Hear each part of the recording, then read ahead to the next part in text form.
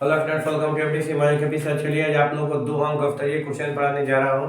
तो दो अंक अवस्तरीय क्वेश्चन में पहला क्वेश्चन देखिए, सर समानांतर श्रेणी में 3/5 1/2 -1/2 और -3/2 डैश डैश के लिए प्रथम पद ए तथा सर्वांतर डी ज्ञात कीजिए। तो देखिए इसमें आपको क्या करना होता है कि यहाँ पर लिखिए हल, इसका प्रथम पद ए कह रहा है तो ए बराबर आपका हो गया पहला पद 3/2 और सर्वांतर कह रहा है कि डी आपको लिखना है सार्व अंतर डी। डी बराबर होता है, अब इसमें क्या होगा कि इसके बाद वाला जो पद है तो इसमें से मान 1/2 और -3/2 हो जाता है। अब देखिए इसमें क्या है कि इसका निकालिएगा तो एलसीएम 2 का 2 हो जाएगा और 1 - 3 यानी 1 से 3 जाएगा तो -2 और बाटा में 2 ये कैंसिल हो जाएगा, आपका -1 हो जाएगा। समांतर कितना हो गया -1 हो गया और ए आपका कितना हो गया 3/2 हो गया। चलिए नेक्स्ट क्वेश्चन देखिए। समानांतर श्रेणी 8 3 - 2 में प्रथम 22 पदों का योग ज्ञात करना है, यानी 1 2 3 ऐसे करके आपको 22 पद का योग ज्ञात करना है। तो इसमें हल में देखिए आपको कितना दिया है, एन बराबर दिया है 22, ए बराबर 8 और डी आपको ज्ञात करना होता है डी बराबर 3 - 8 = -5 हो जाएगा। तो आपको क्या करना है 22 पदों का योग, तो एस 22 चूंकि फार्मूला होता है, पहले फार्मूला लिख दीजिए। तो एस एन बराबर होता है n/2 2m - 2a plus n - 1d, यही आपका होता है फार्मूला में। तो एस एन एस के बाद में हो गया 20n के स्थान पर 22/2 और इसके बाद में 2 × a 8 और प्लस n के स्थान पर 22 यानी 22 और -1 और d के स्थान पर -5। तो इस तरह से आपका हो गया 11, ये हो गया 16 और प्लस हो गया कितना 21 × -5, तो आपका हो गया 11 और 16 और प्लस गुने माइनस 21 × 5 = 75 से 105, तो 105 हो गया आपका 11 गुने। अब इसमें से घटा दीजिएगा तो उल्टा घटेगा तो नेगेटिव हो जाएगा और ये जो है 5 से 6 नहीं जाएगा, 15 से 6 जाएगा तो ये 9 हो गया, ये हासिल दिया इसको ना, तो ये 9 बचा तो ये 8 हो गया। अब आपको इसमें क्या करना है, गुणा कर देना है, तो प्लस गुने माइनस होता है, माइनस लगा दीजिए। इसके बाद 9 एकम 9 और फिर करना है इसमें तो 9 8 17 के साथ हासिल है, 8 एकम 8 है 9। चलिए नेक्स्ट क्वेश्चन देखिए।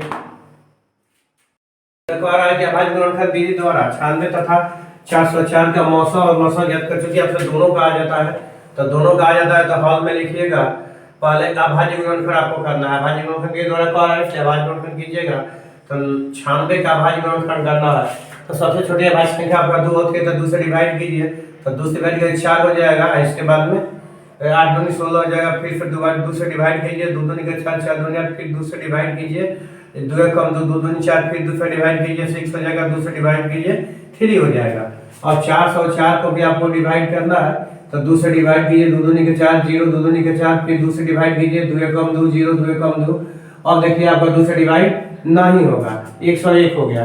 तो 101 जैसा कि जानते हैं कि अभाज्य संख्या हो सकता है या है, 2 से डिवाइड होगा, 3 से डिवाइड होगा, नहीं होगा, 5 से 4 से 6 से 8 से 9 से, मैंने डिवाइड ये नहीं होने वाला है। तो इसका मतलब है कि इसके 10 में 100 होता है ना, तो 10 में 100 या 10 ले नीचे, तो 9 तक किसी संख्या से डिवाइड नहीं होगा, तो ये इसका जो गुणनखंड नहीं होगा। अब आपको क्या करना है कि 96 ज़्यादा जानने के लिए डिटेल्स का वीडियो देख लीजिएगा, क्योंकि मैं यहाँ पर जल्दी बनवा रहा हूँ। तो 96 का यहाँ पर हो जाएगा 2 कितना बनाया है, 1 2 3 4 5 बनाया है और 3 1 बनाया है। चलिए यहाँ पर कितना है 404 = 2 कितना बनाया है, 2 बनाया है, ये कितना बनाया है।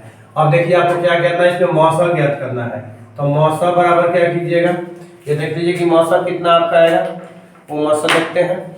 मौसा बराबर आप क्या कीजिएगा, मौसा बराबर आपको करना होगा कि ये कितना हो जाएगा, जैसे दोनों में जो शामिल होता है उसको मौसा बोलते हैं। तो 2 के पावर 2 ही दोनों में शामिल है, तो 2 के पावर 2 का होगा 4, यानी इसका मौसा हो गया 4। और इसका लौसा कितना होगा, तो लौसा बराबर सबसे ज्यादा वाला 2 के पावर 5 और गुने 3 और गुने 101। अब इसमें 2 के पावर 5 से कितना होता है 32। 2 के पावर 5 में होगा 32।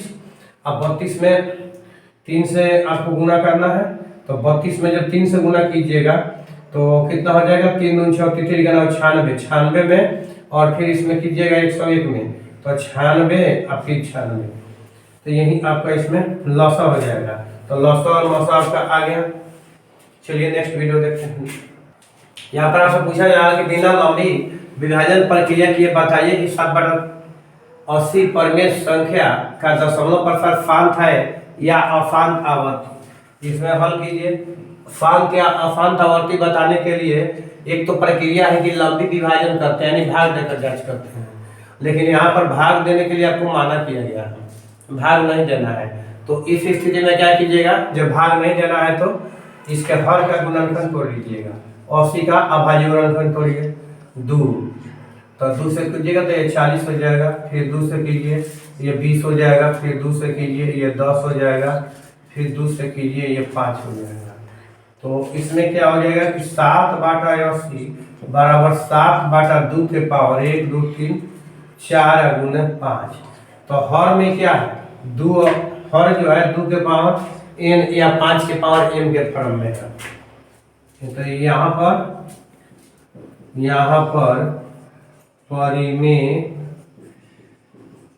संख्या का हर यानी 80, हर 80 2 के पावर n और 5 के पावर m के रूप का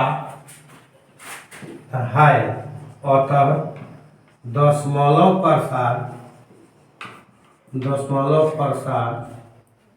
क्या पूछ रहा है, शांत और अशांत संख्या है ना, तो शांत होगा, शांत होगा। अब देखिए अशांत कब होता है, जबकि 2 के पावर n और 5 के पावर n के रूप के अलावे भी इसके गुणनखंड में कोई ऑर्डर मतलब संख्या आपका या अंक शामिल हो जाता तो, लेकिन खाली 2 के पावर यदि n रहता तो वो होता, या 2 के पावर 5 2 के पावर 5 6 कुछ भी हो n का वैल्यू, और 5 के पावर m के फॉर्म में होता तो पर भी होता। तो चलिए देखते हैं नेक्स्ट क्वेश्चन। उस त्रिभुज के क्षेत्रफल ज्ञात कीजिए जिसका शीर्ष 1 -1 -4 -6 और -3 है और क्या है -5 है। तो इसमें आप फल लिखिए, क्या करना है कि 1 यानी +1 और -1, एक त्रिभुज आपके पास दिया गया है, इसके शीर्ष पूछ रहा है, आपको निकालना है। तो मान लीजिए हमने इसको यहाँ से भी शुरू कर सकते हैं, ए में +-1 हमारा आ जाएगा, फिर है -1 और -4 +6। तो मान लीजिए हम यहाँ भी लिख सकते हैं b, कोई दिक्कत नहीं है, -4 और 6। चूंकि हमारा साइक्लिक टर्म होना चाहिए, चाहे कहीं से हम शुरू करें, a b, तो c हमारा यहाँ आ जाएगा -5 -3 -5। तो इस तरह से भी हो जाता है। अब इसका क्या करना है, क्षेत्रफल ज्ञात करना है। तो हो जाएगा त्रिभुज का क्षेत्रफल, देखिए ABC नहीं लिखिएगा तो हो जाएगा, त्रिभुज का क्षेत्रफल बराबर आपका क्या हो जाएगा, तो त्रिभुज के क्षेत्रफल बराबर 1 मार्ग में लिखते हैं 1/2, जैसे चाहेंगे तो 12 भी लिख सकते हैं, मार्ग भी लिख सकते हैं, कोई दिक्कत नहीं है। नहीं तो इसमें ये हो सकता है 12 भी लिख सकते हैं इसको, 1/2 इंटू, अब इसमें होता है क्या, फार्मूला में होता है x लिखिएगा तो x के स्थान पर आपका आ जाएगा, फार्मूला लिखिएगा तो, और नहीं यदि फार्मूला नहीं लिखिएगा तो x के स्थान पर आपका 1 आ जाएगा। अब इसको छोड़ देना है, y में से y1 इसमें से अब इसको आपको घटाना है y वाला, तो 6 इसको मैंने बंद कर दिया हूँ, चूंकि इसका 1 x निर्देशांक ले लिया हूँ। तो अब x निर्देशांक लिया हूँ तो इसका मतलब साइक्लिक टर्म से इसका यानी क्रम से 6 हो जाएगा, इसका -5 है तो माइनस +5 हो जाएगा। फिर इसके बाद में प्लस यहाँ होता है, अब इसका लिया है तो इसके बाद साइक्लिक टर्म से यदि यहाँ हमने b माना है तो इसको लेंगे ना, तो यहाँ से लेंगे, कोई दिक्कत नहीं है। तो चूंकि यहाँ से लेंगे तो दूसरा आ जाएगा ना, फिर साइक्लिक क्रम में नहीं आएगा।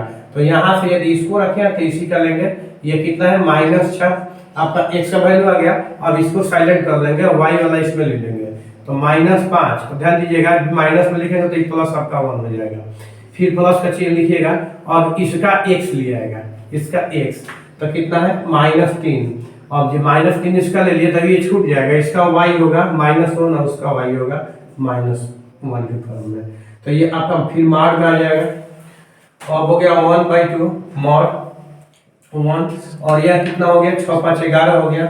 अब चलिए यहाँ पर कितना हो जाएगा, ध्यान दीजिएगा प्लस में -4 आपका ऑलरेडी है और -1 -5 +1 तो फिर आपका कितना हो गया -4 हो गया। अब प्लस यहाँ पर -3 ब्रैकेट में है, यहाँ देखिए ध्यान दीजिएगा माइनस गुने माइनस सॉरी -1 और -1 दो पूर्णांकों का चिन्ह एक ही होता है, तो उसी चिन्ह को लेकर दोनों पूर्णांकों को जोड़ देते हैं तो हमारा हो गया -7। चलिए मॉड हो गया। अब हो गया 1/2 मॉड 11 हो गया प्लस माइनस गुना माइनस फिर आपका प्लस हो जाएगा 16 और यहाँ पर भी माइनस गुना माइनस आपका प्लस हो जाएगा 21 हो गया। चलिए 1/2 अब ये मार्ड में है तो प्लस में ही लिखेंगे, यदि निगेटिव होता तो पर भी मार्ड हटाने पर क्या होता आपका प्लस ही होता। तो इस स्थिति में क्या हो जाता है 11 का इसको जोड़ दीजिएगा, एगो 6 7 गो और एगो 8 गो और ये कितना हो जाएगा 5 गो सॉरी 2 गो और एगो 3 गो एगो 4 गो यानी 48 आपका हो गया। चलिए कोई बात नहीं, इसे करा दीजिएगा तो हो गया 24, तो आपका हो गया 24, तो यही आपका आंसर हो गया। चलिए मिलते हैं नेक्स्ट वीडियो में।